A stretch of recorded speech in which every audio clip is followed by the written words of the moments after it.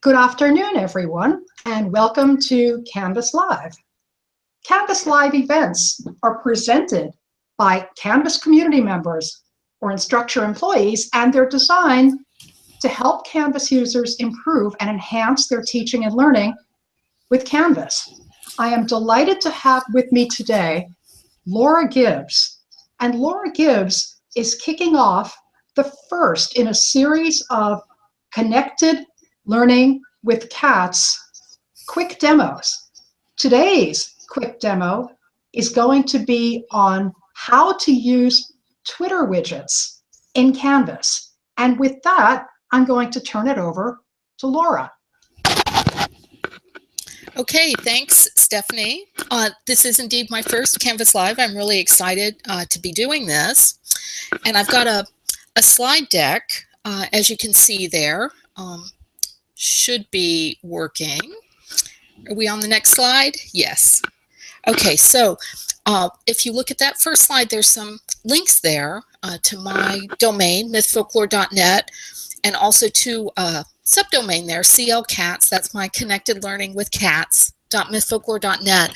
And for those of you who are watching this live, I would urge you to open up another tab in your browser so that you can actually watch this slide presentation and click on some of the links and explore as we go along.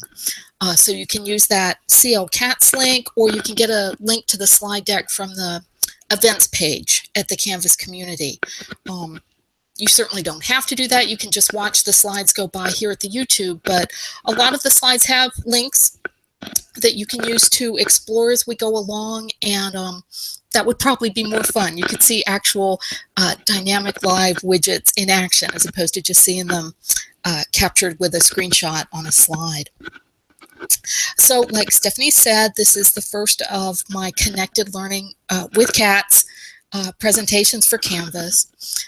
You'll learn a lot more about the cats when I get around to the growth mindset cats in a few weeks.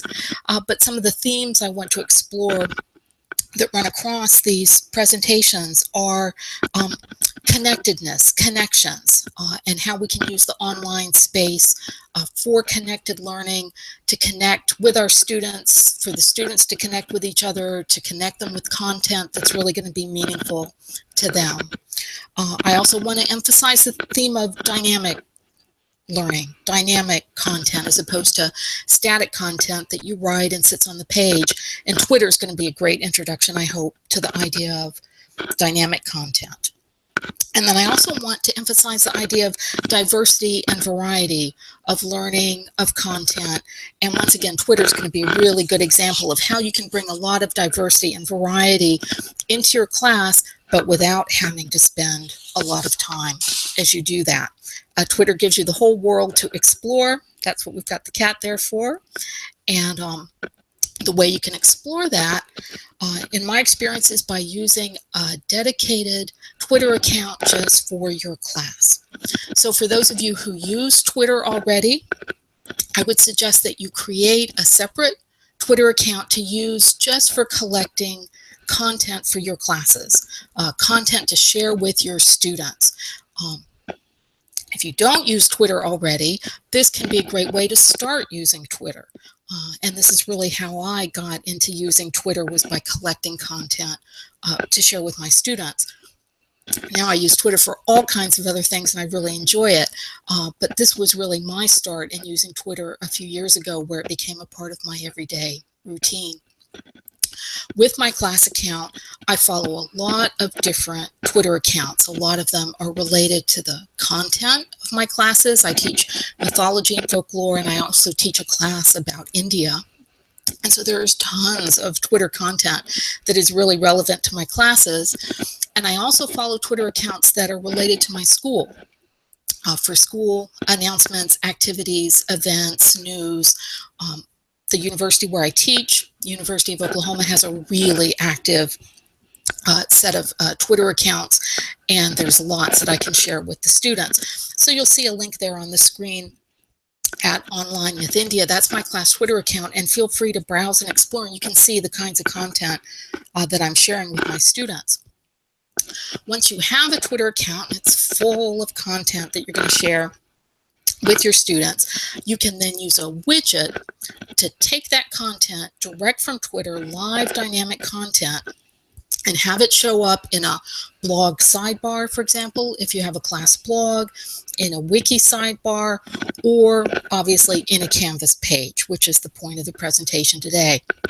So what you see there on the screenshot to the right is a typical view of what a Twitter widget is going to look like inside Canvas. It's live content. It's got a little scroll bar there so that you can scroll and scroll and basically access that Twitter content directly from inside Canvas. You can also put Twitter widgets inside Canvas discussion boards.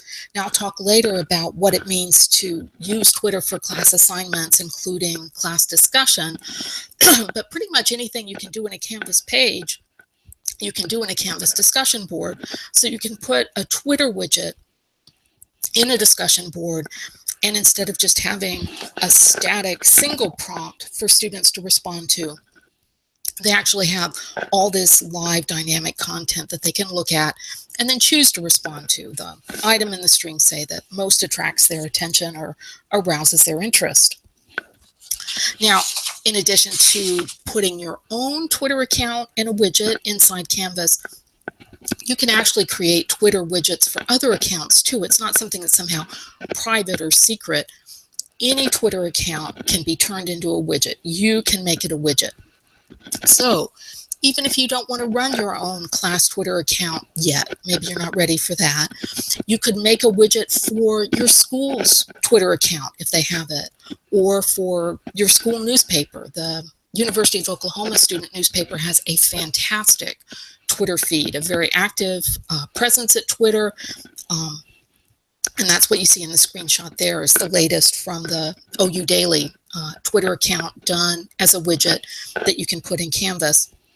You might also have libraries, museums, existing accounts on Twitter that you could include in your Canvas course by making them into widgets.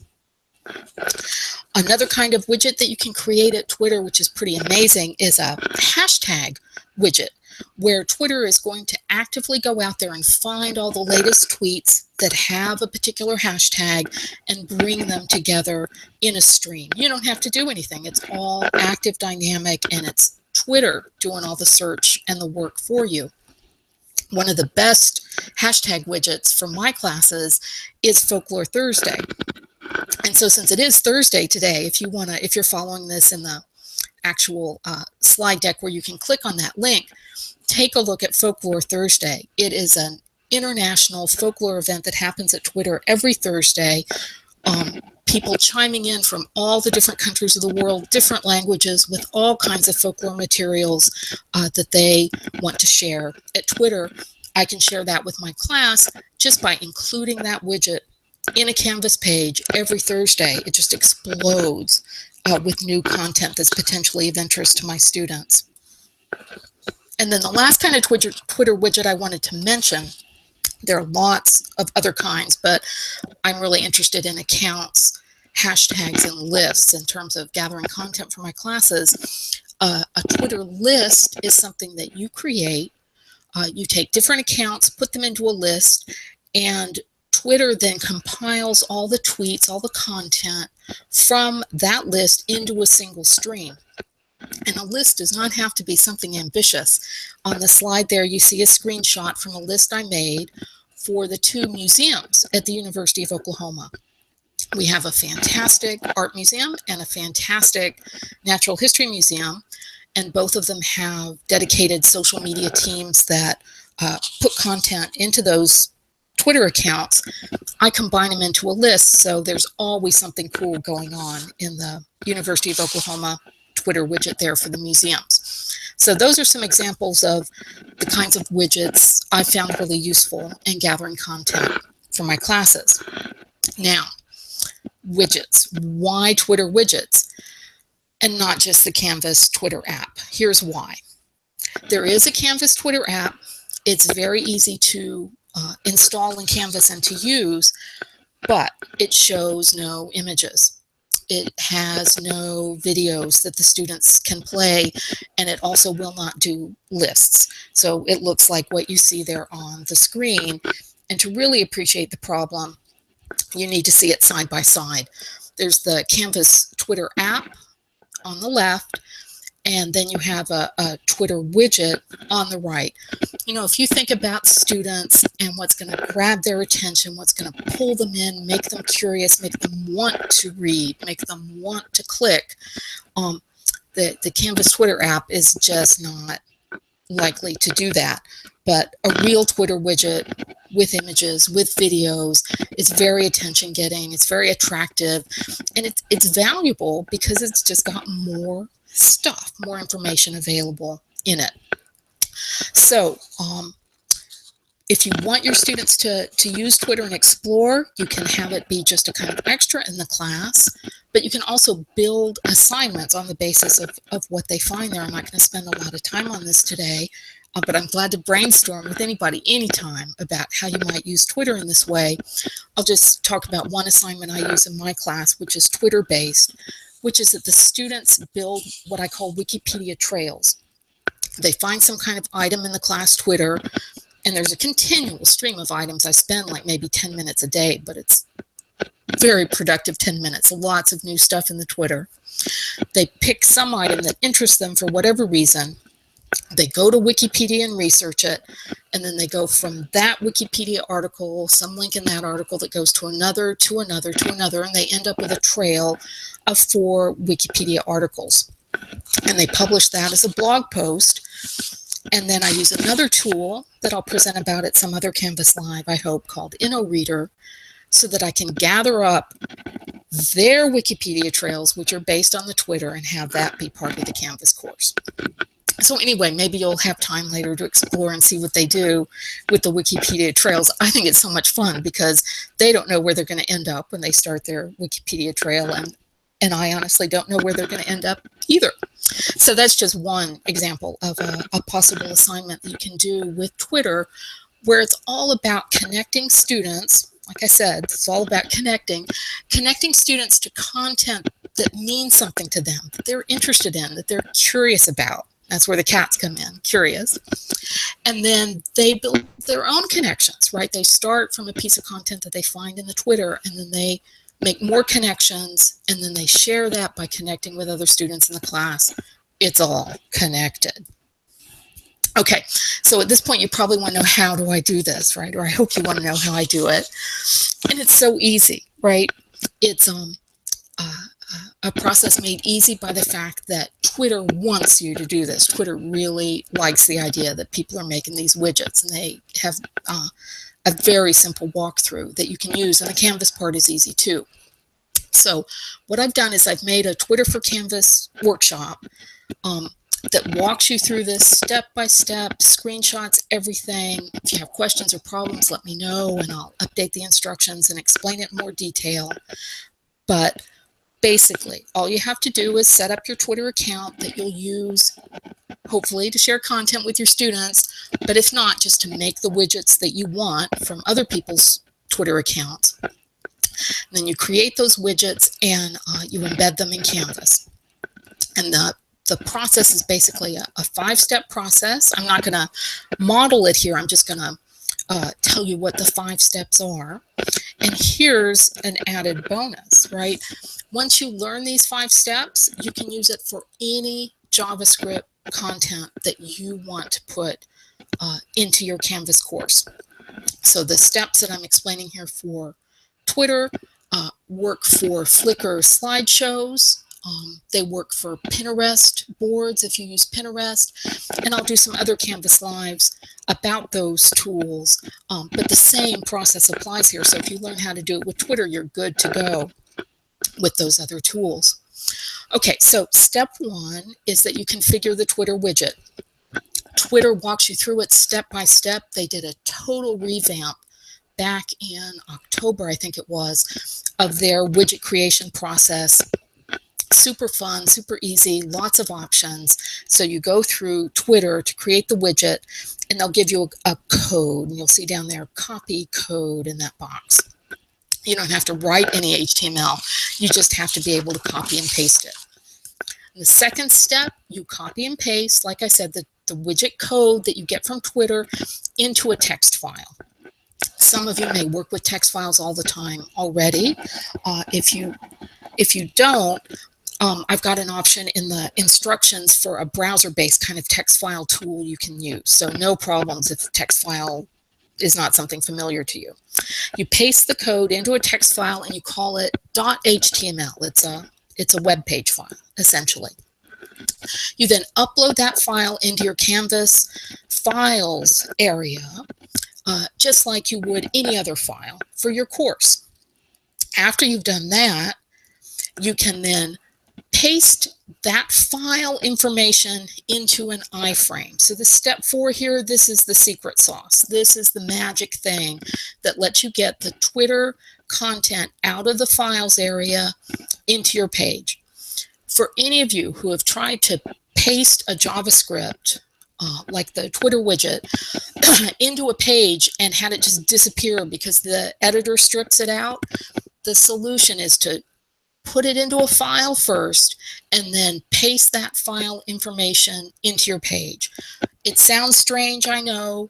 It's a security thing. I complained about this at Canvas because I was so frustrated. I couldn't figure out how to get Twitter to work in Canvas. And James Jones and Charmaine Regisford answered all my questions. They taught me this amazing trick, just do file to page. And they also explained to me why this is a very legitimate security problem that Canvas has to manage somehow. And this is how they manage it. And it works. It's fine. You've got one little extra step, but it's not a problem. You upload the file and then you go into your page from the file. And then the fun part is that you then get to design that page however you want. You get to contextualize that Twitter widget by telling your students something about it. So that could be instructions for an assignment, or you could just say why this Twitter account is going to be so useful and fun for them to look at. It's all up to you. You design the page however you want. So that's basically all instructors would need to know, right? You create the Twitter widget, you upload the file, you put it in your page, you're done. I've also done another experiment that I think would be useful to those of you who do instructional support of some kind. Maybe you're a system administrator or you do course development with faculty. You can share these widgets. You can share that magic iframe code across courses, provided that you take that Twitter widget and instead of uploading it as a file in Canvas, you put it in some other HTTPS web space that you control. I have some great HTTPS web space. I'm really lucky my school has a reclaim hosting domain of one's own project so that all the faculty and in fact all the students can get access to web hosting space and use that HTTPS option to develop content in their space that will then display in Canvas, no problem. So I don't want to go off into this mumbo jumbo about HTTPS for people who aren't interested in that. But if you're someone who does that kind of faculty support, I've got a whole gallery of ready to use Canvas Twitter widgets just to show how that works. And I'm glad to answer any questions about that separately. It was really fun to make those ready-to-use widgets because it's a way to highlight what I think is really great content coming from different places on Twitter. My school's accounts, and like I said, Folklore Thursday, the Smithsonian, all these great sources of content that you'll find at Twitter. So, like I said, the theme here is let's connect. I know I just talked and talked and talked, which is something that I can do ad infinitum, but I'm going to stop talking now and just say that I'm very easy to find, obviously, at Twitter. And you can also find me at the Canvas community. So I'll be glad to answer any questions now that people have, but you can also check in with me anytime, experiment with the Twitter, brainstorm. I really do want to connect and share. So I think that's all I have to say. I actually managed to do that in 20 minutes. So take it over, Stephanie. Thank you so much, Laura. That was absolutely awesome.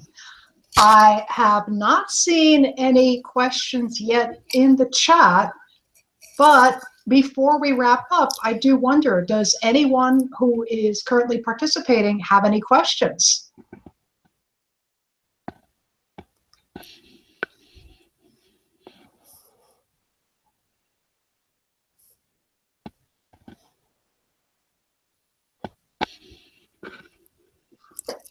Laura, so far I'm seeing nothing but compliments. I'm not seeing any questions at all. So what I'm going to do now is I will invite everyone who has questions for Laura to post them in the comments section of the actual event in the Canvas community.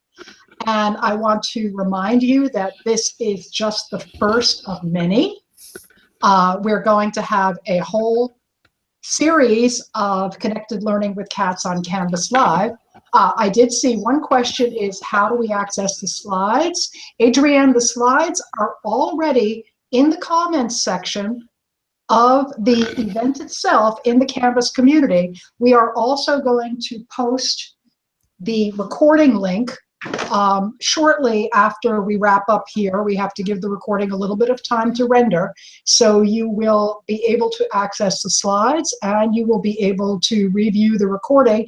And at that point, if you have any questions, you can feel free to post them in the chat comments, and you can mention Laura and she will be happy to answer all your questions, or you can mention me and I'll make sure that we get them. I want to thank you all for participating and invite you all to make sure you follow live.canvaslms.com to make sure that you are notified of all of Laura's upcoming events and all the other upcoming events in Canvas Live. We'd like you to join the Canvas Live user group so you can collaborate on presentations with other people, and feel free to hang out in our Canvas chat rooms where you can connect in real time with other Canvas users. So with that, thank you so much, everyone, and have a wonderful day. Thank you, Laura.